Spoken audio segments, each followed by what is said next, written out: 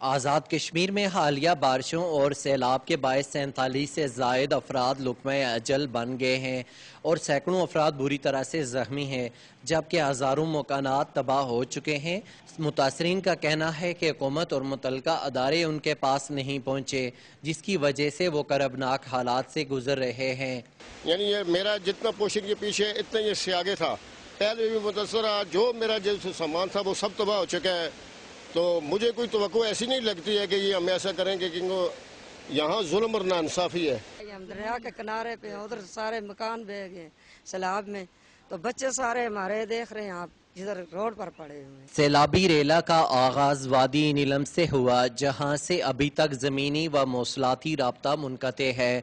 نیلم سے ابھی تک رابطہ بحال نہیں ہوا، اور یہ جو فلڈ ہے اوریجنلی نیلم سے اوریجنیٹ ہوا ہے، نیلم سے شروع ہوا ہے، تو اس لیے نیلم میں بہت زیادہ نقصانات متوقع ہیں۔ حکومتی ذمہ داران اس خدشہ کا اظہار کر رہے ہیں کہ جانی و مالی نقصان دستیاب معلومات سے کہیں زیادہ ہے۔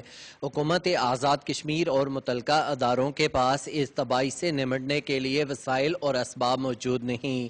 جو نقصانات ہیں ان کے بحالی کے لیے تو بہت بڑے وسائل چاہیے، اور میں یہ سمجھتا ہوں کہ آزاد گورنمنٹ کے اپنے وسائل اس کے لیے کم ہوں گے۔ ہمیں وفاقی حکومت سے ہم نے کچھ درخواست کی بھی ہے اور مزید بھی درخواست کرنی پڑے گی۔ یہ بہت بڑا سیلاب ہے، 92 کے بعد یہ بہت بڑا سیلاب ہے، جس کے اثرات سے میٹ کرنے کے لیے ہمیں یقیناً ہو سکتا ہے کہ ہمیں باقی جو عالمی ادارے ہیں ان سے بھی مدد لینے کی ضرورت پڑے۔ ضرورت اس امر کی ہے کہ حکومت پاکستان اور حکومت آزاد کشمیر متاثرین کی مدد و معاونت کے لیے عملی اقدامات اٹھائیں۔ ابرار حیدر، ڈان نیوز، مظفر آباد، آزاد کشمیر۔